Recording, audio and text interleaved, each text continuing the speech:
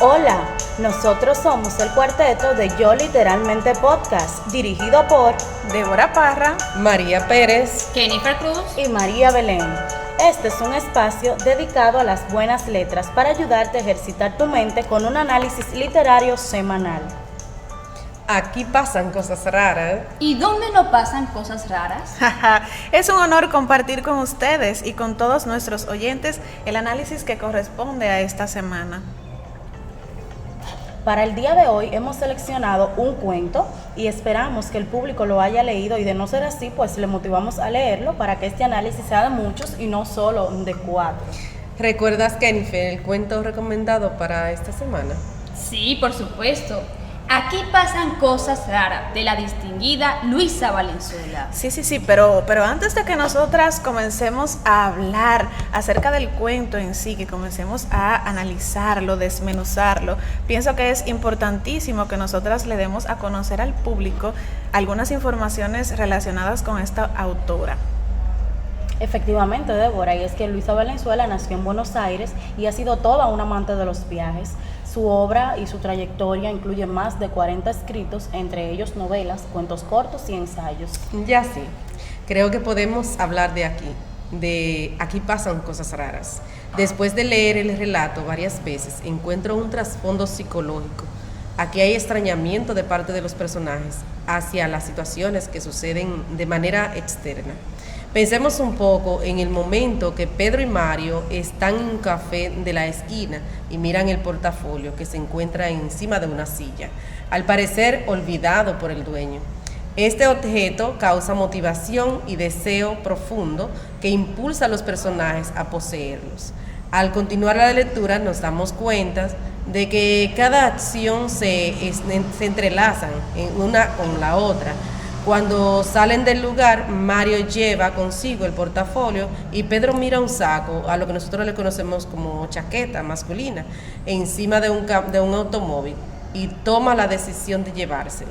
Mira, cuando expreses eso que estás mencionando, no podemos dejar pasar por alto el asunto del portafolio.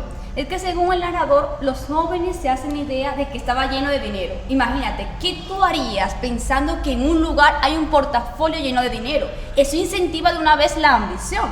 Es por eso que ahí vemos en esa parte del portafolio donde ese valor a lo material trasciende y resulta tan interesante, dando lugar a un ambiente psicológico en lo que hace que la trama sea interesante y trascienda a partir de este fenómeno. Totalmente, Jennifer. Y no solamente eso, sino la intriga que ellos sienten por saber qué era lo que contenía el portafolio y la hipótesis que ellos se formularon. Es un evento que realmente hace que haya continuidad de las otras cosas que suceden en el relato, porque esa intriga, esa hipótesis da paso a las situaciones que ocurren después, hace que aparezcan otros personajes, como es el caso de las autoridades que entran en busca de unos muchachos que al parecer estaban cometiendo actos delictivos. Y como el narrador cuenta la llegada de esos policías a ese lugar, nosotros pudiéramos entender que era para encima de los protagonistas que iban. Sin embargo, no. Era en busca de otras personas que, como ya dijiste, eran presuntos delincuentes. Si yo tuviera que describir la obra con 3 palabras, escogería violencia, poder y género, ya que Valenzuela escribe en medio de una ciudad que está arropada por la violencia. Incluso ella escribe, luego que regresa de uno de sus viajes, ella viene a su ciudad de nacimiento, su ciudad de origen, Buenos Aires, y vemos cómo ella usa el simbolismo para recrear lo que ella está viendo en el momento. Y este es un recurso que está presente en la mayoría de las obras, porque este cuento forma parte de una colección de 30 relatos más, y pudiéramos decir que es simbolismo o metáfora, como lo prefiere el autor, pero al final lo que la autora quiere recrear es que, por ejemplo, el café de la esquina que ella habla en el texto, nosotros pudiéramos tranquilamente representarlo como el mundo en general. Y ese local específico, o sea, ese café del que se habla, puede ser visto como todo un museo de sátiras e ironías. María Belén, mira, cuando has mencionado esos aspectos tan esenciales, nos ayuda a entender más a Valenzuela, porque ella conectó la época y lo plasma en su relato, de tal manera que podemos percibir cuánto engaño hay en la sociedad a través de ese relato, donde ella no pierde ningún detalle del ambiente físico ni del psicológico. Cada personaje cobra una vida, pero cada personaje, cuando tú lo traspolas a la realidad, te conecta y representa un ente social. Es allí como refrescamos un poco que en las mujeres se percibe cierto estereotipo de género, algo que Valenzuela, y más adelante estaremos discutiendo, se suma a otras escritoras que buscan integrar y dejar un fin a este estereotipo de género, dejar un fin a ese engaño que existe pleno social, que lo plasma, que lo hace vivir y que logra que uno como lector se mantenga conectado todo el tiempo. Sí, Jennifer, pero antes de que tú y nosotras aquí nos vayamos para allá y que ahondemos en la teoría del feminismo, pienso que deberíamos analizar desde el principio el título, porque ya el título lo dice muy claro. Aquí pasan cosas raras. Vamos a analizarlo de manera gramatical, porque aquí no solamente somos literatas, sino que también somos gramáticas, y tomando en cuenta las palabras que componen este título, tenemos en primer lugar la palabra aquí, un adverbio de lugar, vale la redundancia, ¿verdad? Y nos indica ese espacio físico en el que ocurren las diferentes situaciones del relato, donde ocurren las cosas raras de la historia. Por otro lado, tenemos la palabra cosas, esa que hace referencia a todo lo evidente, ya sea real o imaginario. Dentro de las cosas reales tenemos la misma existencia del portafolio, el saco, pero también la intriga y el engaño que se encuentran ligadas a las situaciones que se desencadenan en el cuento. Ese título me recuerda a la época del 68, cuando este grupo de mujeres que son intelectuales, ¿verdad?, que dan lugar al psicoanálisis, son mujeres políticas, enfatizan este psicoanálisis basado en una etapa de comprensión que es capaz de explicar cualquier tema que sea sexuado. Eso resultó extraño en ese momento y hasta insólito para parte de la sociedad.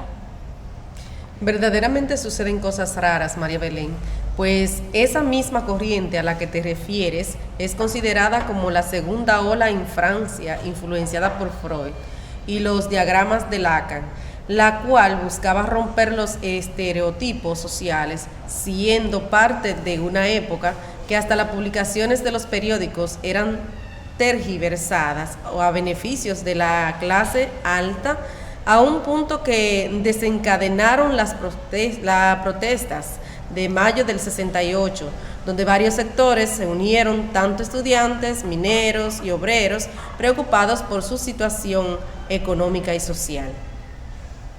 En esa corriente que menciona, no podemos dejar escapar a Julia Kristeva, una filósofa, psicoanalista, escritora que plantea la sexualidad feminista y cómo esta está asociada a la productividad poética de la literatura. De hecho, ella se considera una de las fundadoras francesas y es considerada una escritora compleja, porque conlleva a esta parte como abre a una poesía abierta al deseo y el placer que ha sido desapercibido, destacando así lo semiótico y simbólico en modo de reclamación, porque la mujer mantiene ese gozo, lo ha llevado ignorado por años, y ella busca que esto conlleve todo eso simbólico, esto semiótico a un éxtasis literario. Imagínate, qué grato, ¿no?, sería. Así es, Jennifer, y realmente analizar esa época del 68 en Francia,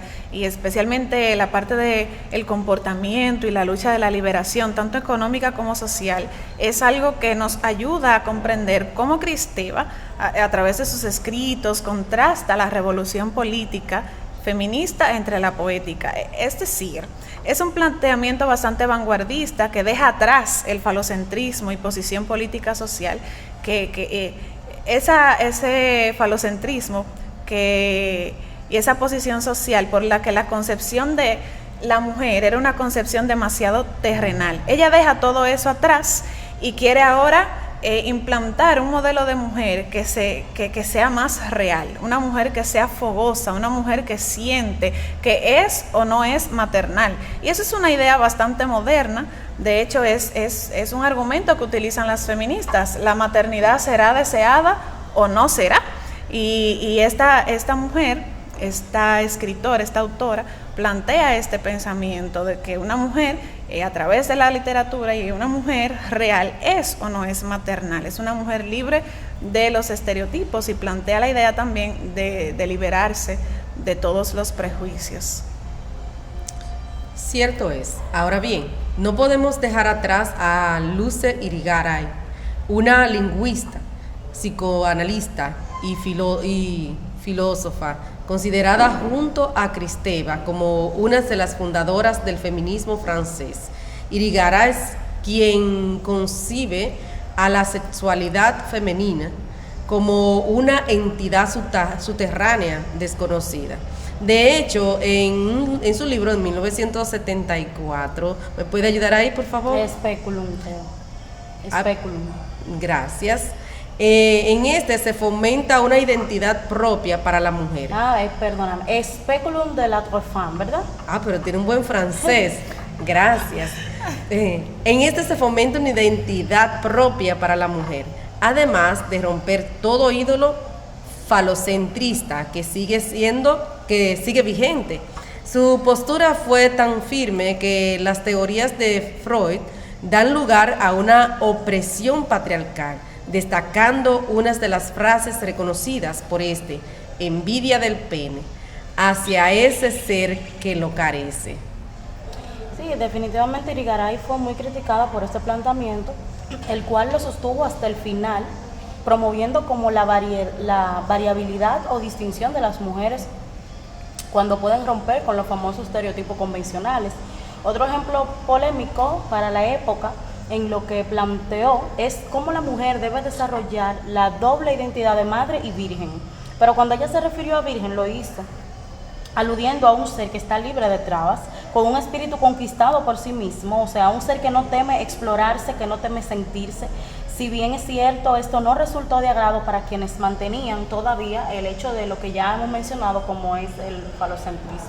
Sí, la verdad es que hablar de literatura femenina, y entiéndase literatura femenina por literatura escrita por mujeres, es un tema realmente complejo, y los análisis de estas autoras que nosotras estamos socializando es algo que definitivamente lo reafirma. Y eso que nosotras todavía no hemos mencionado a Hélène Cixous, porque esta definitivamente es la más directa de todas. Las otras eran así, muy teóricas, muy filosóficas y todo eso. Pero Cixous tenía esta característica de ser directa. Y esta mujer vinculó la escritura con el cuerpo. ¿Y cómo así? ¿Cómo yo puedo vincular el cuerpo con la escritura? Bueno, ella partió de la idea de que el cuerpo funciona como un texto. ¿En qué sentido? En el sentido de que en torno al cuerpo se justifican las ideas como el binarismo de género, esa idea de que solamente existen dos géneros y que cada uno tiene una serie de lineamientos que se deben seguir y que durante muchísimos años se consideraron como cosas naturales. Actualmente no, actualmente la teoría feminista lo que plantea es que los géneros son construcciones totalmente sociales, pero anteriormente la mayor parte de las personas creían que el género era algo que venía innato, era algo con lo que se nacía. Era algo natural. Exactamente. Entonces, esta autora, ¿verdad?, plantea que el cuerpo es un texto porque a través de él se fomenta la idea del binarismo de género, el racismo, el machismo, entre otros discursos. Débora, así como tú dijiste que Cixous es la más directa, pues te doy toda la razón. De la 3 de Irigaray, de Kristeva, Cixous dijo, apártate. Kristeva mantuvo esa parte tan filosófica que se quedó en lo complejo, como un poquito en lo abstracto desde mi perspectiva, ¿verdad? Sí. Irigaray se mezcló, al principio se fue más a Kristeva y después intentó acercarse a Cixous, pero no pudo. Porque ¿qué Cixous? En la viva imagen del refrán o del dicho, al pan, pan, vino, vino. Entonces, cuando ella hace la pregunta, ¿para qué sirve el cuerpo?, llega a la reflexión de que las palabras y el cuerpo se encuentran íntimamente relacionados. Hablar de literatura no es dejar escapar esa parte, es vivirla, es conectarla, que las palabras atraviesen el alma. pero cada cuerpo, el de los hombres y el de las mujeres, se ha desarrollado a partir de simbología distinta. Ese estereotipo que veníamos hablando del principio, del contexto, es como si lo lleva atrás, lo ala, pero lo utiliza a su favor, manteniendo su filosofía. Entonces, de este modo, ella conllega a que hay conductas sociales que han sido naturalizadas. Que el hombre responda agresivamente, pues hay personas que lo ven ya como un patrón normal. Pero, ¿y qué pasa si la mujer responde agresivamente? Es normal. Ay, no puedes hacerlo porque eres una niña o eres una señorita. Ahí es que vemos esa parte. Y qué encanto, ¿no? Tanta variedad entre esta escritora feminista. Por eso, analizar a Luisa Valenzuela en su cuento Aquí suceden cosas raras nos demuestra lo que Irigaray sostiene de derrumbar los patrones de ídolos patriarcados en la escritura. Valenzuela hace una narrativa extraordinaria, diferente a los lugares comunes que las escritoras suelen emplear. De hecho, se aprecia un personaje representado por una chica con instinto maternal que fue capaz de lograr su prometido por su persuasión en sí. Tanto la teoría feminista como la narrativa de Valenzuela busca mostrar a una mujer con identidad propia, sin estereotipos, siendo virgen al estilo de Irigaray.